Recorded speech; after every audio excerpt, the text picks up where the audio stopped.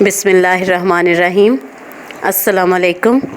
آج کی سٹوری کا نام ہے خواب، خواہش اور زندگی۔ حفصہ نے پانی سے بھری بالٹی سیڑھیوں پر الٹائی، پانی بھل بھل نیچے بہنے لگا۔ تبھی نچلی سیڑھیوں کا موڑ مڑ کر حاشر سامنے آیا تھا۔ اس نے بے اختیار شرمندہ ہو کر شکر کیا کہ وہ بھیگا نہیں تھا۔ جانے کیوں اسے دیکھ کر دل کی دھڑکنیں بے ترتیب ہوتی تھیں۔ شاید یہ اس کی آنکھوں میں پنہاں نرم گرم جذبات تھے جو اس کے اندر اتھل پتھل مچا دیتے۔ کوئی اور ہوتا تو وہ مٹی بھرے جوتے لانے پر واویلا مچا دیتی، لیکن سامنے شہر دل کا مکین تھا جو مشرقی لڑکا ہونے کے باوجود اس سے زیادہ منظم تھا۔ اپنے جوتوں کو پانی پر تھپ تھپاتا وہ گویا انہیں صاف کر رہا تھا۔ مٹی نکال کر وہ احتیاط سے چڑھتا حفصہ کے سامنے آیا جو بت بنی اسے دیکھ رہی تھی۔ ایک بات کہوں، برا تو نہیں مانو گی؟ حاشر نے اس موہنی سی لڑکی پر ایک نظر ڈالتے سنجیدگی سے سوال کیا۔ وہ بہت مضبوط کردار اور خوبصورت شخصیت کا مالک تھا۔ کزنز ہونے کی حیثیت سے بات تو ہوتی، مگر کبھی بلا وجہ بے تکلف ہونے کی کوشش نہیں کرتا۔ جب تک دل کا رشتہ سند حاصل نہیں کر لیتا وہ اسے کسی پر آشکار نہیں کرنا چاہتا تھا۔ اگر اسے اندازہ ہوتا کہ اس کی آنکھیں دل کی کھڑکی بن کر سارے راز اس نازک سی لڑکی پر کھول دیتی ہیں تو شاید وہ کبھی اس کے سامنے نظر نہ اٹھاتا۔ دل کے ہاتھوں مجبور تھا، مگر سوچیں واضح تھیں۔ اس کے تمام سچے جذبات اور مہکتے الفاظ اس کی امانت تھے جو مستقبل میں اس کی ہمسفر بنتی۔ جی بولیں، کہیں۔ حفصہ ہوش میں آئی۔ ایسے پانی بہانے سے کچھ نہیں ہوگا، برش سے دیوار کے ساتھ لگی میل صاف کرو۔ وہ لب دبا کر مسکراہٹ چھپاتا کہہ کر چلا گیا۔ ماحول کا سارا فسوں غارت ہو گیا۔ حفصہ نے سلگ کر اس کی پشت کو گھورا۔ بڑے آئے اصغری کے جانشین۔ وہ سر جھٹک کر جلدی جلدی کام کرنے لگی۔ خیال تھا کہ عاشر کے ساتھ کرن یا پھپھو بھی یقیناً آئی ہوں گی، شاید نیچے چچی کے گھر میں بیٹھی ہوں، مگر کام ختم کر کے اس نے درمیانی دروازے سے چچی کے پورشن میں جھانکا تو ایسے کوئی آثار نہ ملے۔ سیڑھیاں چڑھتے ہوئے نگاہ بے اختیار دیوار کے ساتھ کناروں پر میل ڈھونڈنے لگی، پھر خود ہی جلدی سے لاہور پڑھ کر اوپر چڑھ آئی۔ پھپھو ورکنگ وومن تھیں، ان کے گھر میں سب کو کام کی عادت تھی۔ جس عمر میں وہ اسکول سے آ کر جوتے ادھر ادھر پھینکتی، دادی کی گود میں گھس جاتی، وہ تینوں بہن بھائی تب سے اپنے جوتے خود پالش کرتے تھے۔ آ کر اتارتے تو آرام سے ریک میں رکھ دیتے۔ اپنی امی کو آرام دینے کے لیے وہ سب بہن بھائی بہت سے کام خود کر لیتے۔ سنک میں پڑے برتن زویا دھو دیتی تو حاشر سب کے کپڑے استری کر دیتا۔ انہی سوچوں کے ساتھ اوپر آئی تو لاؤنج میں ہی دادی اور حاشر بیٹھے نظر آئے۔ حاشر اپنی نانی کے پاس بیٹھا ان کی دوائیاں چیک کر رہا تھا۔ دادی اکلوتے نواسے کو دیکھ کر چاقو چوبند ہو گئی تھیں اور اپنی بیماریوں کی مکمل تفصیل سے آگاہ کر رہی تھیں۔ خدا نخواستہ انہیں کوئی بڑی بیماری نہ تھی، مگر ڈاکٹر نواسے کو دیکھ کر خود بخود ہی تمام تکالیف یاد آ جاتی۔ کرن نہیں آئی؟ اس نے لمحہ بھر رک کر دریافت کیا۔ وہ اور کرن ہم عمر ہی نہیں بلکہ بہترین دوست بھی تھیں۔ نہیں، امی نے اسے کچن کی صفائی پر لگا رکھا تھا۔ زویا اپنے ہفتہ وار کام نمٹا رہی تھی۔ پھر پورا ہفتہ تو وقت نہیں ملتا۔ اس نے خوشگواری سے سب کے متعلق بتایا۔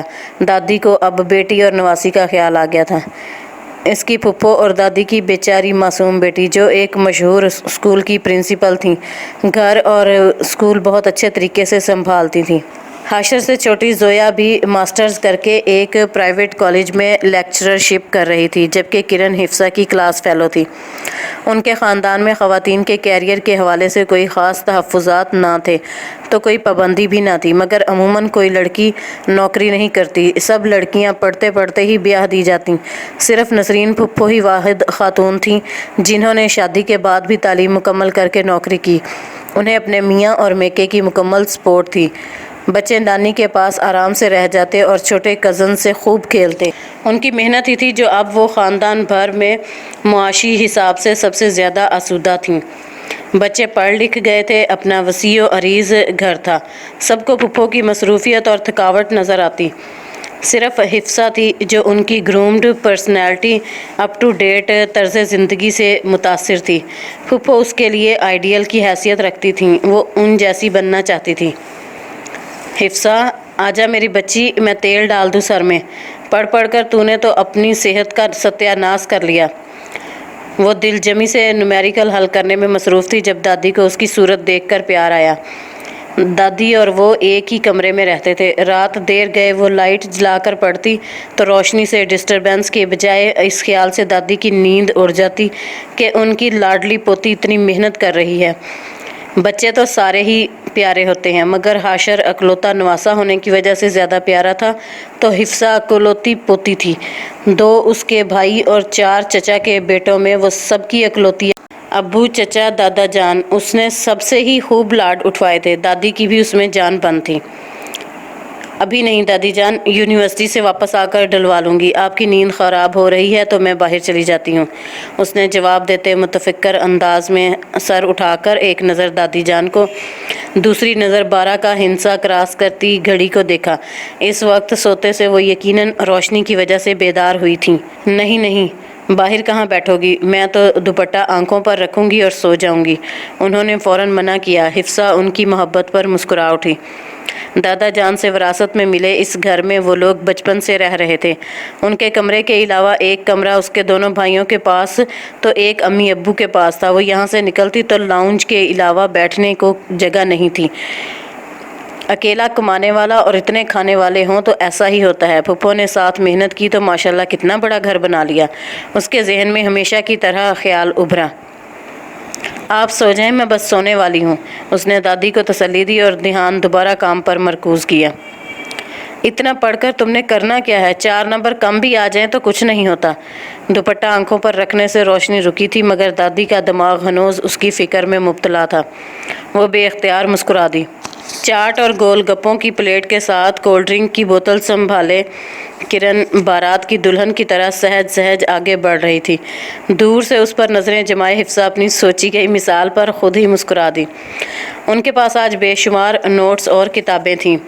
حفصہ یوں بھی رش میں گھس کر کچھ لینے سے بچتی سو کرن کے اصرار کے باوجود خود سامان رکھ کر یہاں بیٹھ گئی اور اسے اکیلے کینٹین جانے دیا۔ اس وقت کرن ہی بھوک سے پریشان ہوتی تھی۔ حفصہ کو تو پیٹ بھر ناشتہ کیے بنا گھر سے نکلنے کی اجازت نہیں تھی۔ تبھی ایک طرف سے یاور نکل کر کرن کے ساتھ چلنے لگا۔ لاؤ میں پکڑ لوں، وہ ہاتھ آگے بڑھائے اس کی مدد کرنا چاہتا تھا۔ شکریہ، میں اپنا کام خود کرنے کی عادی ہوں، کرن نے آرام سے جواب دیا۔ مجھے معلوم ہے، میں تو صرف تمہارے ساتھ چلنا چاہ رہا تھا۔ اس کے لہجوں میں معنوں کا جہان آباد تھا۔ کرن نے ذرا سی گردن موڑ کر اسے دیکھا۔ پبلک پلیس ہے، سبھی آ جا رہے ہیں، میرے آگے پیچھے برابر میں، تم بھی چل لو۔ اس نے بے نیازی سے کندھے اچکائے۔ یاور نے جھلا کر اسے جاتے دیکھا تھا۔ یہ چنچل سی لڑکی ہمیشہ اسے یوں ہی ٹال دیتی تھی۔ وہ پر اعتماد تھی، پڑھی لکھی فیملی سے تعلق رکھتی تھی، ان کے درمیان اچھی دوستی تھی، مگر یاور نے جب کلاس فیلو سے بڑھ کر آگے تعلق بڑھانا چاہا وہ بہت محتاط اور محدود ہو گئی۔ حفصہ نے دور سے سارا منظر دیکھا۔ کچھ سنائی نہ دینے کے باوجود وہ سب سمجھ گئی تھی۔ تم تو بیچارے کو بالکل لفٹ نہیں کرواتی، خوار ہو رہا ہے تمہارے پیچھے، اس نے کرن کو شرارت سے چھیڑا۔ میں نے تو اسے کبھی نہیں کہا کہ میرے پیچھے آئے، وہ پوری توجہ سے چاٹ مکس کرنے میں مصروف تھی۔ ویسے وہ سیریس ہے یار، اپنے گھر والوں کو بھیجنا چاہتا ہے، تمہیں بھی گھر سے کوئی مسئلہ نہیں تو پھر؟ حفصہ نے دل میں پلتی الجھن کو زبان دی۔ تم نے کبھی مجھے اس کے ساتھ اکیلے بیٹھے دیکھا ہے؟ بلا ضرورت ہم ساتھ پھرتے ہیں، اس نے جواب میں سوال داغا تھا۔ نہیں، حفصہ نے کچھ نہ سمجھتے ہوئے نفی میں سر ہلایا۔ کرن کی سارے ڈپارٹمنٹ سے ہیلو ہائی تھی مگر دوستی صرف حفصہ سے تھی۔ لیکن اگر ہمارا رشتہ ہو گیا تو سب یہی سمجھیں گے، ہمارے طبقے کی لڑکیاں باہر نکلیں تو سارا زمانہ انہیں فوکس کر لیتا ہے۔ اکیلی تمہارے گھر آ جاؤں تو میری اپنی نانی ہی کہہ دیتی ہیں کہ نسرین خود نوکری میں لگی ہے اور بچی کی فکر نہیں۔ کیسی آزادی دے رکھی ہے، اس لیے میں چاہتی ہوں کہ کبھی بھی ایسے کسی مسئلے میں نہ پڑوں، اس نے اب کی بار چاٹ سے انصاف کرتے تفصیل سے جواب دیا تھا۔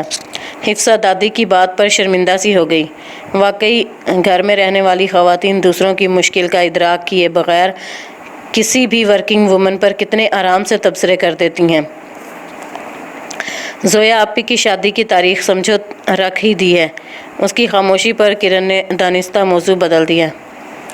ارے کب؟ حاشر بھائی آئے تھے تو انہوں نے بتایا ہی نہیں، حفصہ بھی یاور کو بھلا کر خوشگوار حیرت سے متوجہ ہوئی۔ کل شام میں تو فون آیا تھا آنٹی کا، امی تو کب سے چاہ رہی تھیں، بس انہیں اپنے بڑے بیٹے کی آمد کا انتظار تھا۔ فراز بھائی سے بڑے بھائی آسٹریلیا میں ہوتے ہیں نا، اب ان کی فیملی کا ویزا لگ گیا، وہ اگلے ماہ آ رہے ہیں بیوی بچوں کو لینے، تو یہاں شادی نمٹا کر ہی جائیں گے۔ کرن نے رغبت سے کھاتے تفصیل سے آگاہ کیا۔ اب وہ اس کے سامنے سے گول گپے اٹھا رہی تھی۔ حفصہ نے کوفت سے اسے گھورا اور پلیٹ اس کے آگے دھکیل دی۔ یونیورسٹی آتے ہی تمہیں کھانے پینے کی فکر پڑ جاتی ہے، شادی کا بتا رہی ہو، یہ نہیں یاد کہ اگلے ماہ تو ہمارے پیپرز ہوں گے؟ وہ پریشان ہو اٹھی تھی۔ چندہ، ہمارے گھر میں سب صبح صبح اپنے کاموں پر جاتے ہیں، دیر سے اٹھو تو ناشتہ نہیں ملتا، تمہاری طرح نہیں کہ امی ناشتہ سجا کر پیش کریں تو دادی منہ میں نوالے ڈالیں۔ کرن نے ٹکڑا توڑ جواب دیتے ہوئے گول گپا منہ میں رکھا۔ وہ لب بھینچے اسے دیکھتی رہی۔ منہ خالی ہوا تو کرن نے خود ہی سلسلہ کلام جوڑا۔ امتحان ہے تو کیا ہوا، تم تو پیپرز کو سر پر سوار کر لیتی ہو، روز تو پڑھتے ہیں ہم، آدھی تیاری تو ہے، تم یہ سوچو کپڑے کیسے بنوانے ہیں۔ اس کی لاپرواہی پر حفصہ اسے دیکھ کر رہ گئی۔ پھپھو کی فیملی میں وہ واحد بندی تھی جو اپنے مستقبل سے اتنی بے فکر تھی، نہ پوزیشن کی دوڑ میں شامل ہونے کا شوق، نہ پروفیشن کا سوچ کر ہلکان ہوتی، بس ہلے گلے کا شوق تھا۔ یونیورسٹی آ کر انجوائے کرتی اور ساتھ عادتاً اتنا پڑھ لیتی کہ پاس ہو جائے۔ گھر جاتے ہی اس نے یہ خبر بریک کی تھی، ابھی تک دادی کے پاس پھپھو کا فون نہیں آیا تھا۔ وہ پھپھو کو فون ملانے کو بے چین ہونے لگی۔ کرن بتا رہی تھی کہ رات ہی بات ہوئی ہے دادی، صبح پھپھو اسکول چلی گئی ہوگی۔ کرن بتا رہی تھی کہ رات ہی بات ہوئی ہے دادی، صبح پھپھو اسکول چلی گئی ہوں گی، اس لیے آپ کو فون نہیں کیا، ابھی ہال کا معلوم کر کے تاریخ رکھیں گے تو سب کو ہی بتائیں گے۔ اس نے انہیں ڈھارس دی۔ 1000 بار کہا ہے نسرین کو، اب جان چھوڑے نوکری کی، گھر میں بچی کی شادی ہے اور اسے اسکول سے فرصت نہیں۔ دادی بڑبڑا رہی تھیں۔ وہ انہیں دیکھ کر رہ گئی، سب کو اپنی پڑی تھی، وہ پیپرز کی فکر میں ہلکان تھی۔ دادی کو بتانے میں دیر کرنا کھل رہا تھا، جبکہ امی اور چچی کو دینے لینے کی فکر ہو رہی تھی۔ آخر نند کے گھر پہلی شادی تھی، وہ سب کو باتیں کرتا چھوڑ کر اٹھ گئی۔ اسے شادی سے پہلے تیاری پوری کرنی تھی، ورنہ پڑھائی کا بہت حرج ہوتا۔ امی، بھائی کی شادی بھی ساتھ ہی کر دیں، کرن نے جوش سے مشورہ دیا تھا۔ اتنی جلدی کون رشتہ دے گا؟ زویا ہنسی تھی۔ رشتہ کیوں، ہم حفصہ کو بھابھی بنائیں گے نا۔ کرن نے امی کو دیکھا۔ نانی اور امی کی یہ خواہش اس سے پوشیدہ نہیں تھی، اپنے طور پر وہ اکیلے میں ایسی باتیں کرتی تھیں، مگر بچے تھوڑا سن کر ہی کتنا زیادہ نتیجہ اخذ کر لیتے ہیں یہ انہیں معلوم نہ تھا۔ نانی بیٹی کو بار بار اکساتی کہ حفصہ کو حاشر کے لیے مانگ لو، مگر وہ بچپن کے رشتوں کے حق میں نہیں تھیں، جانے بڑا ہونے کے بعد بچوں کی کیا مرضی ہوتی، پھر بڑوں کے رشتے بھی خراب ہوتے۔ انہیں بھتیجی پیاری تھی، مگر ماں کی اس خواہش کو ہر بار ٹال جاتی۔ حفصہ کی آنکھوں میں حاشر کا خواب سجنے کی وجہ بھی شاید یہی رہی، وہ دادی کی لاڈلی تھی، ان کے ساتھ ہی رہتی، پھپھو اسے لپٹا کر پیار کرتی، میری گڑیا میرے گھر کی رونق کہتی تو دھیان کا پنچھی اپنی من پسند دنیا کو اڑ جاتا۔ ارادہ تو یہی ہے بیٹا، مگر حاشر سے پوچھے بغیر تو کچھ نہیں کروں گی، کیا پتہ اسے کوئی اور پسند ہو، ابھی تو حفصہ بھی پڑھ رہی ہے، جب شادی کا وقت آئے گا دیکھا جائے گا، تمہاری اور حاشر کی شادی ساتھ کروں گی۔ امی نے سبھاؤ سے جواب دیتے پیار سے اسے دیکھا۔ نہیں امی، پھر میں بھائی کی شادی کیسے انجوائے کروں گی، وہ ٹھنکی۔ مشرقی لڑکیاں اپنی شادی کی بات پر شرمایا کرتی ہیں، زویا نے اسے چھیڑا۔ نہیں بھائی، آج کل شرمانے والی لڑکیوں کا ٹرینڈ نہیں، اس نے بے نیازی سے جواب دیا تو ان دونوں کو بے اختیار ہنسی آئی تھی۔ یہ ٹرینڈ کبھی پرانا نہیں ہوتا، مجھے تو بالکل اچھی نہیں لگتی اپنے منہ سے شادی کی بات کرنے والی بچیاں۔ امی نے صاف گوئی سے ناگواری کا اظہار کیا۔ میں نے کب بات کی اپنی شادی کی، میں تو بھائی کی شادی کا پوچھ رہی ہوں، آپ نے ہی موضوع بدلا، شادی نہیں کرنی تو بھائی کی منگنی ہی کر دیں، کچھ تو مزہ آئے۔ کرن نے احتجاج کے ساتھ فرمائش بھی ریکارڈ کروائی۔ لمبی منگنیاں نہیں اچھی لگتی مجھے، تم فالتو باتیں چھوڑو اور مہمانوں کی فہرست بناؤ، امی نے اسے ڈپٹ کر کام پر لگایا۔ پلیز حفصہ، بہن نہیں ہو، چلو نا میرے ساتھ مارکیٹ، بیچاری زویا کا بھی بازار جا کر حشر ہو گیا ہے۔ کرن بہت لجاجت سے منت کر رہی تھی۔ فراز بھائی نے جہیز سے تو سختی سے منع کر دیا، تو بازار کے اتنے چکر کیوں لگ رہے ہیں؟ حفصہ تعجب سے پوچھ رہی تھی۔ پتہ تو ہے تمہیں زویا کے نخرے، اپنے کپڑوں جوتوں کے لیے اسے کسی پر اعتبار نہیں۔ کہہ رہی تھی بری میں اللہ جانے کیا ہو، میں اپنی پسند کے کپڑے تو بنوا لوں، پھر اس کے بیوٹی پارلرز کے چکر۔ میرے سینڈل اب تک نہیں ملے، امی اپنے اسکول میں مصروف، میں اکیلی کیسے جاؤں؟ تم آج واپسی پر میرے ساتھ چلو تو لے لوں۔ تمہاری تیاری ہو گئی پوری؟ اس نے تفصیل بتاتے ہوئے پوچھا۔ زویا ان دونوں سے بڑی تھی مگر وہ نام لینے کی ہی عادی تھیں۔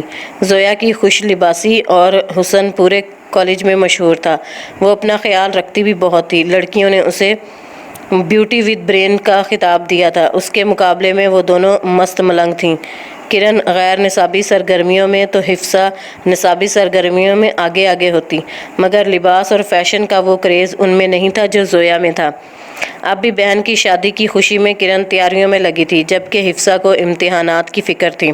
سوٹ تو سلوا لیا میرا امی نے، سینڈل چچی کے میچ ہو گئے، بس ایک اور ریڈی میڈ لینے کا ارادہ ہے ولیمے کے لیے، اس نے سکون سے جواب دیا۔ تو میرے ساتھ چلو، تم بھی لے لینا، امی نے اپنا ATM کارڈ دے دیا تھا، جتنی ضرورت ہوئی پیسے نکلوا لیں گے۔ کرن فوراً اپنے مطلب پر آئی۔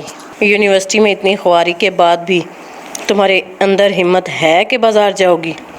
حفصہ نے آنکھیں پھیلائیں، مگر کرن کے غسیلے تیور دیکھ کر اسے ماننا ہی پڑا۔ شاپنگ مال میں پہنچتے ہی پہلے وہ لوگ فوڈ کورٹ گئے تھے۔ کھانا کھا کر جان آتی تو کچھ خریدتے۔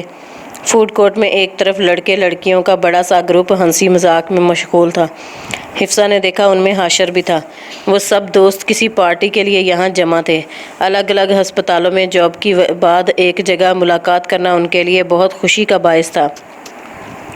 حاشر کے برابر میں بیٹھی پیاری سی لڑکی اس کی طرف جھک کر مسکراتے ہوئے کچھ کہہ رہی تھی۔ حفصہ کی آنکھیں جلنے لگیں۔ اس لڑکی کا دوستانہ انداز اس کے دل میں دھواں بھر گیا۔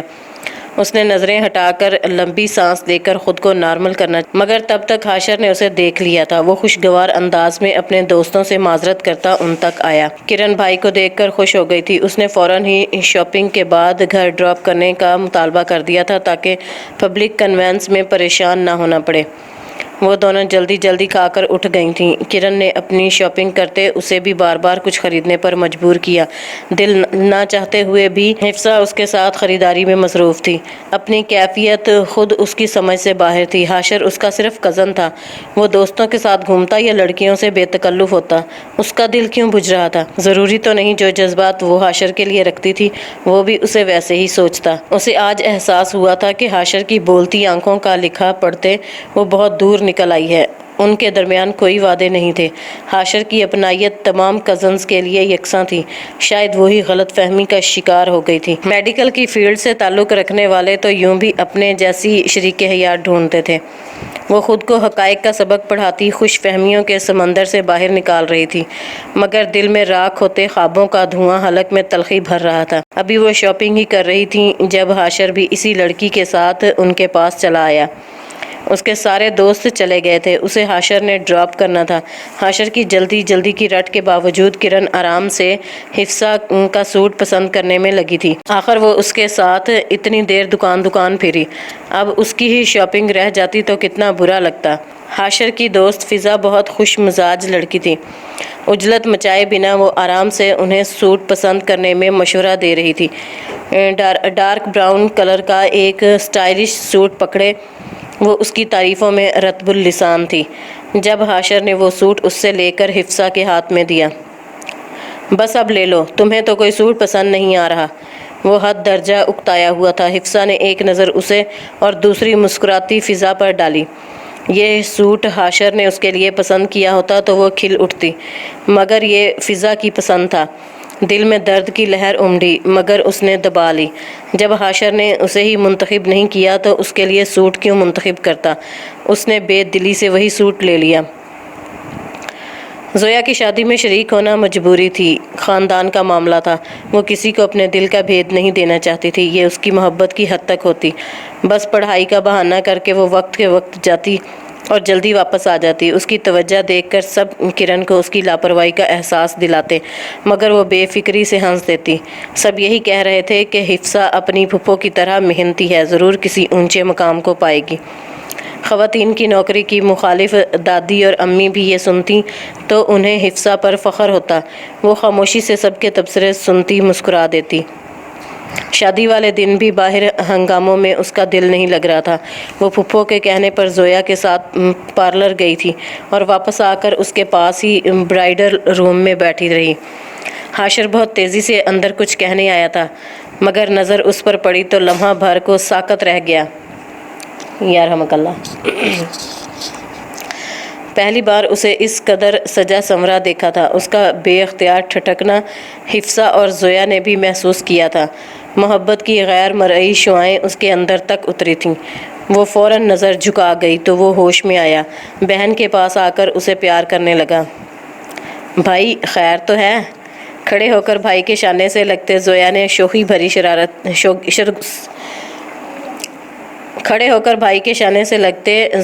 شوخی بھری سرگوشی کی تھی۔ وہ مسکرا کر اس کے سر پر ہاتھ پھیرتا حفصہ پر دوسری نظر ڈالے بنا باہر نکل گیا۔ بہت چاہنے کے باوجود اس نے خود پر ضبط کا بند باندھا تھا، البتہ دل میں دبی خواہش ہمک کر اوپر آ گئی تھی۔ حفصہ کے دل میں مرجھایا پودا اس بھرپور نظر سے دوبارہ زندگی پکڑ لیتا اگر شادی میں اس کی ملاقات فضا سے نہ ہوتی۔ حاشر کے سبھی دوست انوائٹڈ تھے۔ فضا کے علاوہ بھی 2-3 لڑکیاں موجود تھیں۔ ان سب کے مابین دوستی بھری فضا سب کو نظر آ رہی تھی، مگر حفصہ خود کو دوبارہ کسی خوش فہمی میں نہیں ڈالنا چاہتی تھی، اسی لیے جذبات کو عقل کے تابع کرنے کی بے نتیجہ سعی میں مصروف رہی۔ جو ہوگا دیکھا جائے گا، نصیب کے لکھے سے کون بھاگ سکتا ہے۔ خوش باش لوگوں کے درمیان وہ کامنی سی لڑکی خود سے جنگ میں مصروف تھی۔ ولیمے والے دن وہ لوگ مہمان تھے، سب اکٹھے ہی ہوٹل پہنچے تھے۔ اسی ڈارک براؤن سوٹ میں وہ نکسک سے درست حفصہ حاشر کو دل کے بہت قریب محسوس ہوئی تھی، مگر اس کا خوبصورت چہرہ بہت اداس لگ رہا تھا۔ خیریت تو ہے؟ تم کس صدمے کا شکار ہو؟ وہ اور کرن رش چھٹنے کے انتظار میں اسٹیج کے ساتھ کھڑی تھیں جب حاشر بھی وہیں آ گیا۔ وہ اپنے دل کا چور چھپانے کو غیر ارادی طور پر ہاتھ چہرے تک لے گئی تھی، لب زبردستی پھیلائے۔ اس کی محبت اتنی ارزاں نہ تھی کہ یوں عیاں ہوتی، جبکہ کرن نے دہل کر بھائی کو جواب دیا تھا، اللہ نہ کرے کوئی صدمہ ہو، بس پیپرز کی ٹینشن سر پر سوار کر رکھی ہے اس نے۔ تم ہی تھوڑی بے فکری سے دے دو، مجال ہے کبھی پڑھتے دیکھا ہو تمہیں۔ حاشر نے بہن کی کھنچائی کا موقع جانے نہیں دیا، لیکن وہ اپنے نام کی ایک ہی تھی، مجال ہے جو اثر لے۔ اس نے تو پوزیشن لینی ہے، کیریئر بنانا ہے اپنی پھپھو کی طرح۔ اب میری کوئی پھپھو ہی نہیں تو میں پوزیشن لے کر کیا کروں؟ وہ مزے سے بولتی خود پر مصنوعی دل گرفتی طاری کرتی بولی۔ حاشر بے اختیار ہنسا تھا، جبکہ حفصہ کے چہرے پر بھی مسکان پھیلی تھی۔ بدتمیز، اس نے بہن کے سر پر چپت لگائی۔ تم نے واقعی جاب کرنی ہے؟ وہ حفصہ سے پوچھ رہا تھا۔ حفصہ نے اس بات میں سر ہلا دیا۔ نوکری کرنا اس کی خواہش بھی تھی اور اس وقت اس کی دلی حالت چھپانے کے لیے بہترین پردہ بھی تھی۔ چلو اسٹیج پر زویا سے مل کر آتے ہیں، وہ مزید تبصرہ کیے آگے بڑھ گیا تھا۔ اسٹیج پر زویا دلی خوشی کا عکاس چمکتا چہرہ لیے ان کی منتظر بیٹھی تھی۔ ماسٹرز مکمل ہوتے ہی جہاں کرن نے سکون کا سانس لیا، وہاں حفصہ پہلے سے زیادہ مصروف ہو گئی تھی۔ اس نے کالج میں جاب کے ساتھ ایم فل میں ایڈمیشن بھی لے لیا تھا۔ اخبارات میں پبلک سروس کمیشن کے اشتہار دیکھ کر ایک کے بعد ایک ویکینسی کے لیے اپلائی کرتی تھی۔ اس کی اس مصروفیت سے گھر والے پریشان تھے، مگر وہ کافی مطمئن تھی۔ دن رات مختلف کاموں میں الجھے اسے دل کی پکار پر دھیان دینے کا وقت بھی نہیں ملتا۔ جہاں پھپھو زور و شور سے کرن کے لیے رشتے ڈھونڈنے میں مصروف تھیں، وہاں امی بھی اس کی شادی کو مقصد حیات بنائے بیٹھی تھیں۔ چچی بھی اپنے بھائی کا رشتہ حفصہ کے لیے لائیں، مگر بیرون ملک ہونے کی وجہ سے معذرت کر لی گئی۔ اکلوتی بیٹی کو اتنی دور بھیجنے کا ان میں حوصلہ نہ تھا۔ امی کی تگودو دیکھ کر ایک استہزائیہ مسکراہٹ حفصہ کے لب پر آ جاتی۔ سو ثابت ہوا کہ اس کا دل بے وقوف تھا، غلط سگنل دیتا تھا، وگرنہ حاشر چاہتا تو اس کا رشتہ مانگنے میں پھپھو کو کیا عذر مانع ہوتا۔ اسے معلوم نہیں تھا کہ اس کی آئیڈیل پھپھو دیکھنے میں جتنی بھی روشن خیال لگیں، مگر روایتی مشرقی ماؤں کی طرح وہ بیٹی سے پہلے بیٹے کی شادی نہیں کرنا چاہتی تھی۔ اور اکٹھے دونوں کی شادی کر دیں گی۔ مگر پھر دادی کے بار بار احساس دلانے پر وہ بیدار ہوئیں۔ اگر ابھی بھی وہ رشتہ نہیں مانگتی تو بھائی بھابھی بیٹی کا رشتہ کہیں اور کر دیتے۔ بھتیجی کو بہو بنانا ان کی پرانی خواہش تھی۔ حاشر کے رجحان کا بھی اندازہ تھا، مگر اس وقت وہ حیران بلکہ پریشان رہ گئیں جب حاشر نے حفصہ کے لیے منع کرتے انہیں کہیں بھی رشتہ کرنے کی آزادی دے دی۔ یہ بات تو ان کے وہم و گمان میں بھی نہیں تھی۔ وہ ماں تھیں، اس کے انداز پہچانتی تھیں۔ زویا نے بھی انہیں حاشر کی حفصہ کے لیے پسندیدگی سے آگاہ کیا تھا، تو ان سب کو غلط فہمی ہوئی تھی یا کچھ اور مسئلہ تھا؟ حفصہ کیوں نہیں بیٹا، جب تمہیں کوئی پسند نہیں تو حفصہ سے اچھا کون ہے؟ وہ متعجب سے پوچھ رہی تھی۔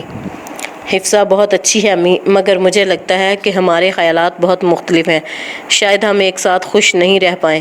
بعد کی رنجش سے بہتر ہے کہ ابھی سوچ کر فیصلہ کیا جائے۔ حاشر نے اپنے دل پر پاؤں رکھ کر سنجیدگی سے کہا تھا۔ وہ ہمیشہ ہی دل کے مقابلے میں دماغ کو مقدم رکھتا، مگر اب کی بار دل کا احتجاج برداشت کرنا مشکل ہو رہا تھا۔ اچھی بھری بچی ہے، تمہارے ایسے کون سے خیالات ہیں جو لڑائیاں کرو گے؟ امی خفا ہو اٹھی تھیں۔ حاشر کی سمجھ میں نہیں آیا کہ کن الفاظ میں اپنا مدعا سمجھائے۔ وہ بہت کیریئر اورینٹڈ قسم کی لڑکی ہے امی، میں ہاؤس وائف چاہتا ہوں۔ بعد کے مسائل سے بہتر نہیں کہ اس نے جملہ ادھورا چھوڑ دیا۔ بار بار اپنی زبان سے راستہ بدلنے کا اعلان کرنا مشکل تھا۔ سب لڑکیاں ہاؤس وائف ہی ہوتی ہیں، گھر وائف سے ہی بنتا ہے، چاہے وہ جاب کرے نہ کرے۔ مجھے نہیں معلوم تھا تم اتنے تنگ نظر ہو، وہ خفگی سے کہہ رہی تھی۔ میں تنگ نظر نہیں ہوں امی، نہ ہی لڑکیوں کی جاب کے خلاف ہوں، بس مجھے اچھا لگے گا کہ میری بیوی گھر بیٹھ کر میرا انتظار کرے۔ وہ ماں کی دل شکنی کے خیال سے کہہ نہ سکا کہ میں نہیں چاہتا کہ میرے بچے ماں کی مشکلات سمجھنے میں اپنا بچپن گنوا دیں۔ بس اب میں تمہاری ایک بات نہیں سنوں گی۔ یہ کوئی بات ہوئی بھلا؟ میں تو تمہیں بہت ذمہ دار میچور انسان سمجھتی تھی، اور تم وہ کہتی جا رہی تھیں، اور مستقبل کے بے شمار اندیشوں کے باوجود حاشر نے اپنے دل میں سکون سا اترتا محسوس کیا تھا، جیسے وہ خود چاہتا تھا کہ امی اس کی بات نہ مانے۔ تبھی اس نے مزید کچھ کہنے کے بجائے مسلسل ڈراتے دماغ کو چپ کروایا تھا۔ اگلے ہی دن پھپھو میکے گئی تھیں۔ باقاعدہ رشتہ لے جانے سے پہلے وہ بھابھی سے نہ صرف اجازت لینا چاہتی تھیں بلکہ حاشر کے تحفظات بھی ان کے علم میں لانا چاہتی تھیں۔ حسب توقع وہ سب ان کی خواہش جان کر خوش ہو گئے تھے۔ گھر بھر کی لاڈلی حفصہ نظروں کے سامنے محفوظ ہاتھوں میں رہتی، اس سے بڑھ کر کیا تھا؟ حفصہ کا نوکری کرنا ویسے بھی امی اور دادی کو پسند نہیں تھا، سو یہ ان کے لیے کوئی بڑی بات نہ تھی، اسی لیے انہوں نے حفصہ کو بھی اس بارے میں بتانے کی زحمت نہیں کی۔ گھر میں مشورے کے بعد اگلا اتوار باقاعدہ رشتہ لا کر رسم کرنے کے لیے مختص ہوا۔ حفصہ کے لیے یہ خوشگوار جھٹکا تھا۔ اب جب وہ مایوس ہو چکی تھی، اللہ نے اپنی رحمت سے اس کے من کی مراد پوری کر دی۔ وہ خوشی سے گنگ رہ گئی تھی، اس کا رواں رواں شکرانہ ادا کر رہا تھا، مگر خوشی کا یہ وقت بہت محدود تھا۔ گھر میں چہل پہل اور رونق تھی۔ پھپھو لوگ اس کا رشتہ لائے تھے۔ اپنی نوعمری کے پہلے خواب کی تعبیر حاصل کرنے پر وہ شاد سی ہواؤں میں اڑ رہی تھی۔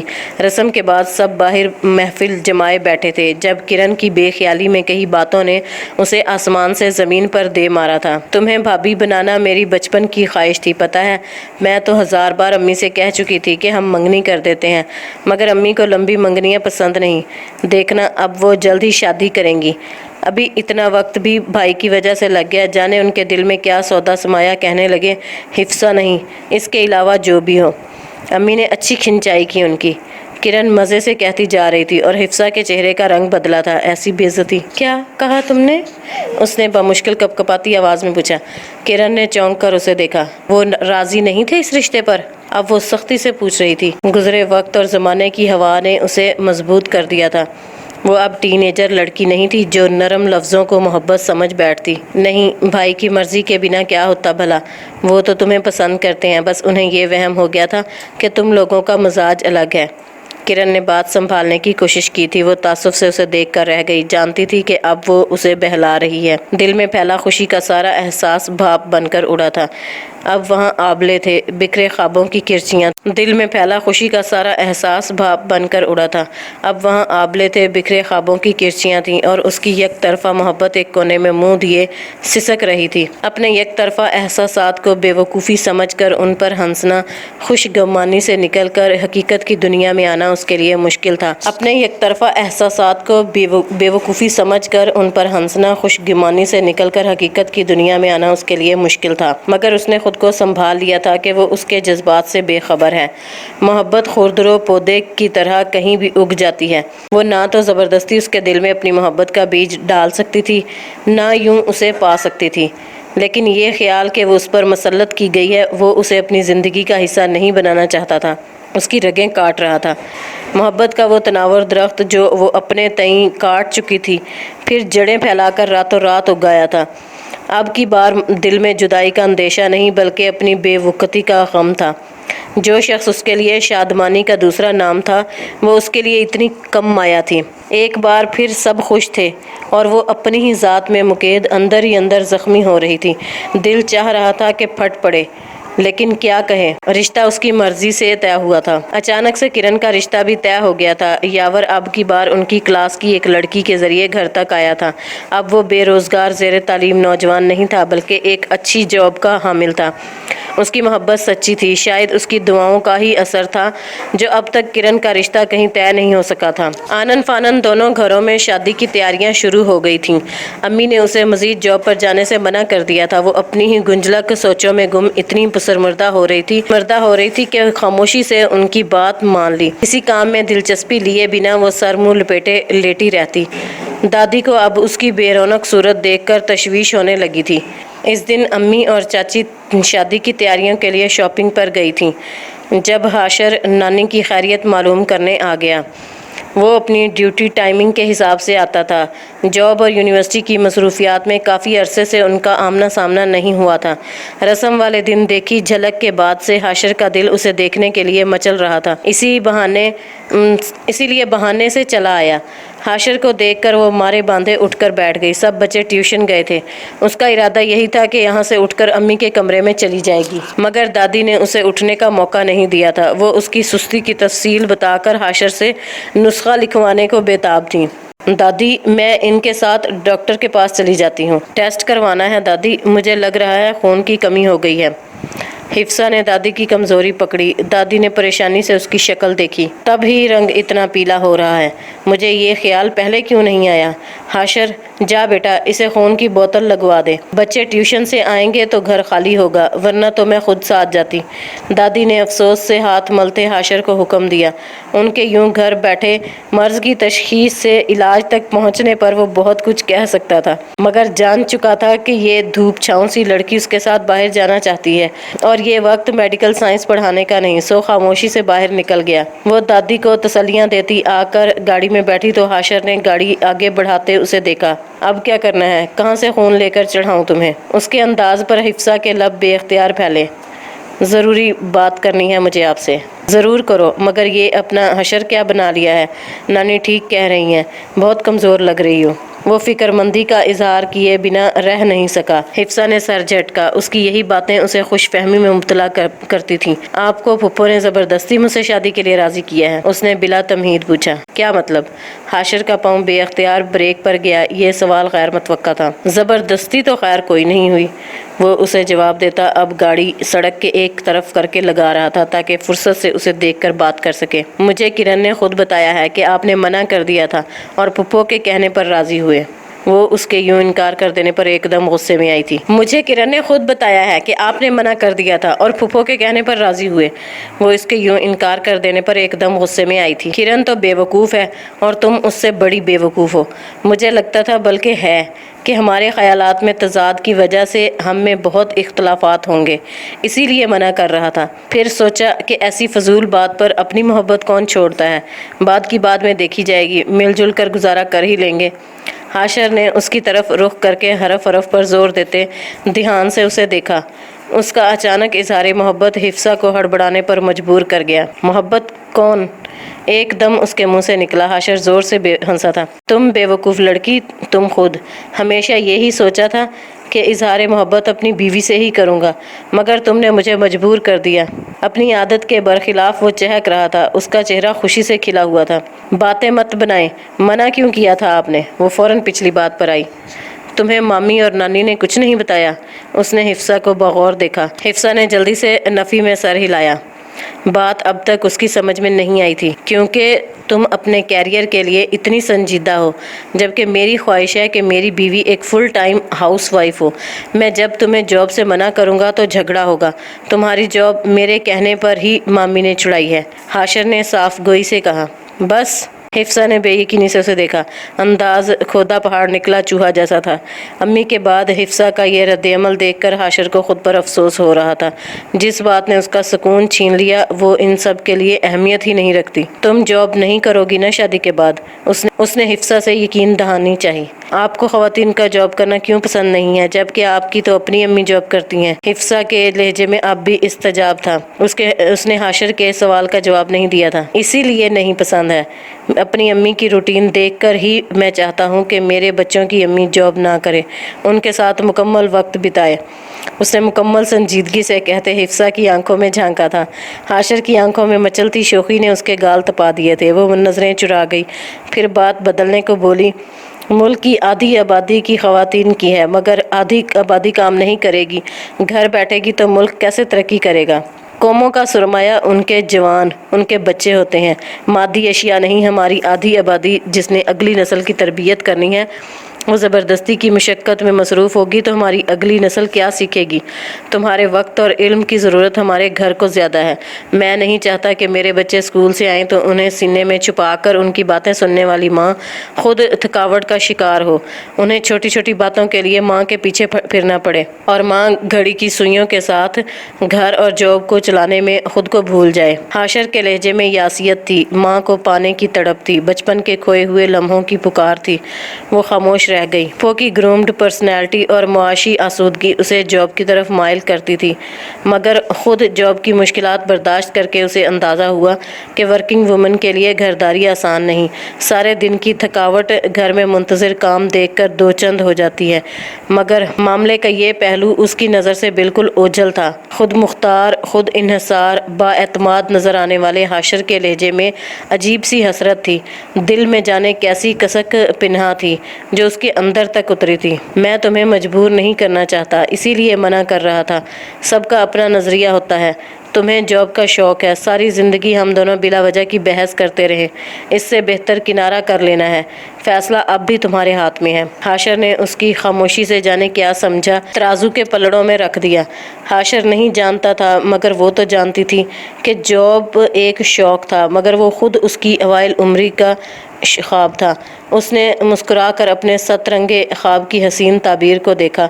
فیصلہ تو بہت پہلے ہو چکا تھا، سوچنے کی ضرورت ہی نہیں تھی۔ آپ بعد میں بھی مجھے روڈ پر کھڑا کر کے صرف لیکچر ہی پلایا کریں گے یا کبھی کچھ اور بھی ملے گا؟ اس کے شرارت سے کیے سوال میں حاشر کے لیے جواب پوشیدہ تھا۔ اطمینان، سکون، محبت، خوشی، جانے کیا احساس تھے جو اس کی روح پر پھوار بن کر برسے تھے۔ وہ سرشار ہو گیا تھا۔ بعد میں تو تمہیں اپنے پیار کا امرت دھارا پلاؤں گا۔ وہ ایک دم بے باک ہو گیا۔ حفصہ کا چہرہ سرخ ہوا۔ بس زیادہ اوور مت ہو، مجھے گھر ڈراپ کر دیں۔ حفصہ کے لیے اس کی نظروں کا سامنا مشکل ہو رہا تھا۔ نانی کو کیا بتاؤ گی کتنی بوتلیں خون کی چڑھائی ہیں؟ پیلے چہرے کو لال کر دیا میں نے۔ وہ گاڑی ڈرائیو کرتا ہنس رہا تھا، حفصہ بھی ہنستی۔ تضادات کو اختلاف نہ بنایا جائے تو زیست سہل ہو جاتی۔